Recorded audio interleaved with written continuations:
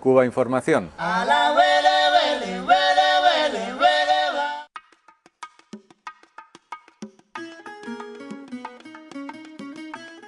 Bueno, el hecho de que yo esté ahora mismo desde hace ya 5 años trabajando y viviendo en La Habana, en Cuba, no quiere decir que fuera una reacción o una decisión tomada muy aceleradamente, con prisa, sino es una cuestión que a muchos les parecerá tal vez morboso, pero yo venía pensando en radicar aquí desde hace más de 28 años. Lo digo porque en el año 1980 se me dio la oportunidad de venir previo a un informe que hice para poder rodar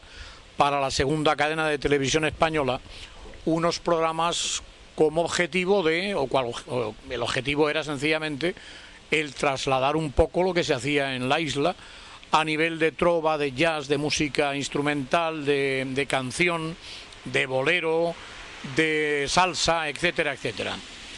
En realidad me costó bastante porque aunque había un informe bastante, yo diría que comprensivo por parte de mi jefe, que era José Luis Balbín, al que agradezco desde aquí y hace ya tantos años, pero nunca es tarde si la dicha es buena, para agradecérselo,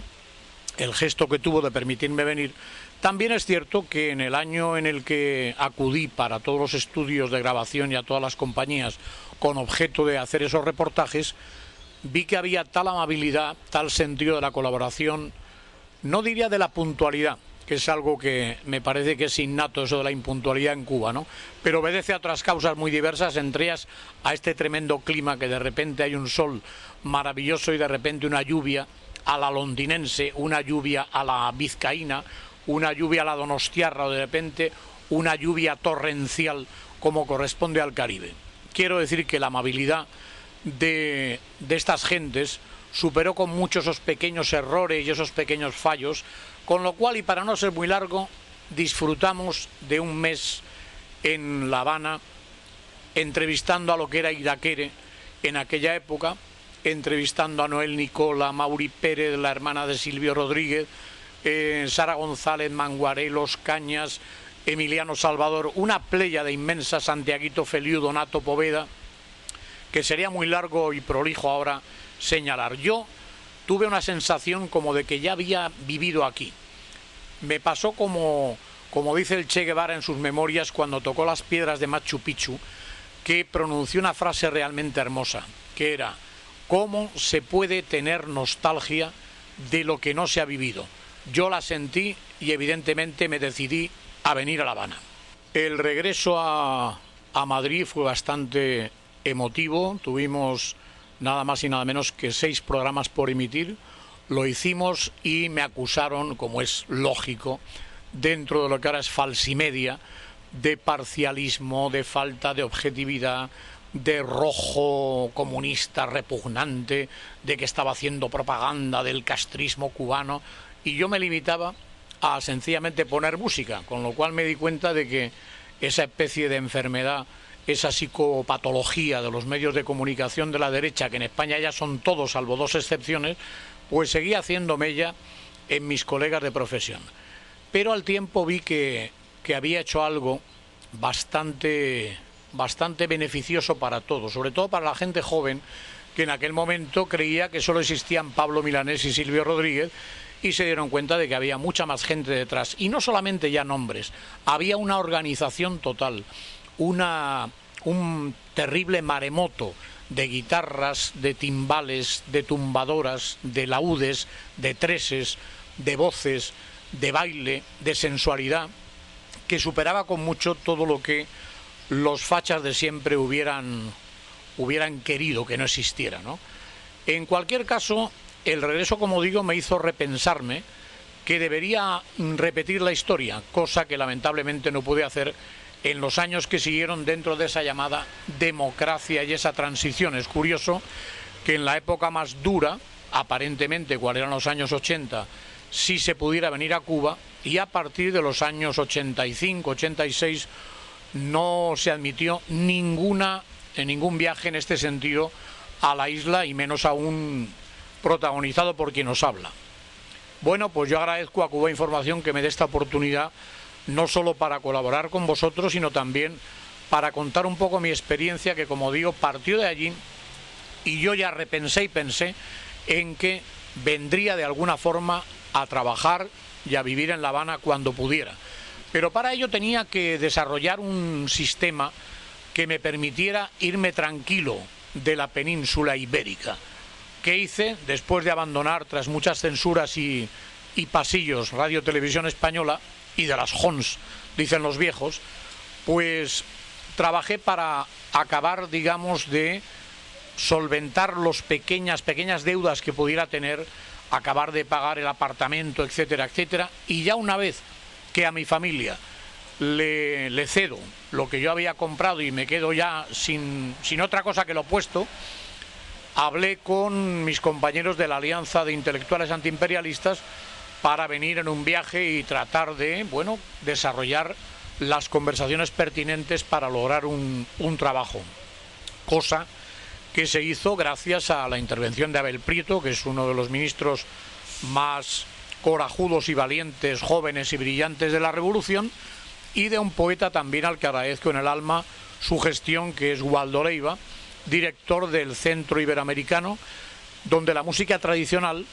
es parte fundamental, no solo ya en Cuba, sino en todo el continente,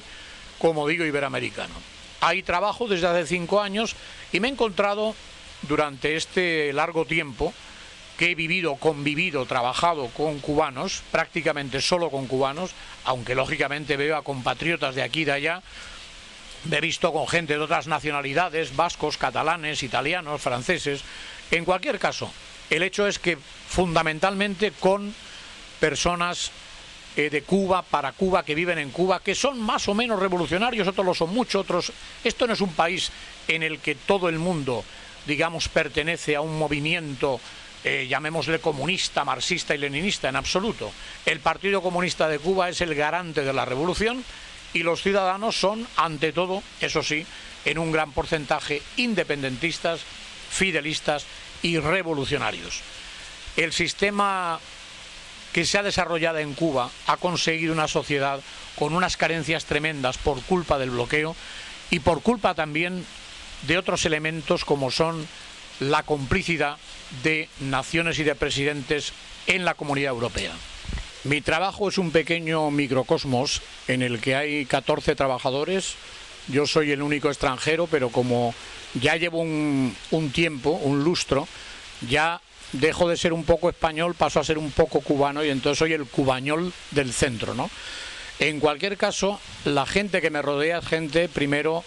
amable, dulce, cariñosa, con sus dificultades para, como dicen ellos, resolver el día, pero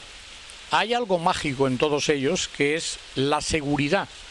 de que el día se resuelve y no pasa nada. Nadie les va a echar de casa, nadie les va a dejar sin piso, nadie les va a dejar sin trabajo.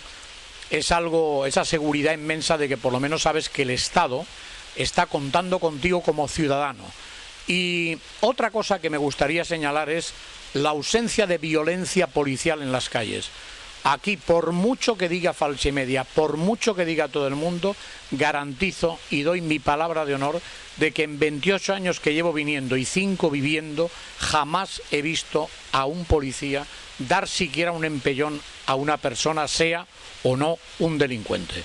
Eso es algo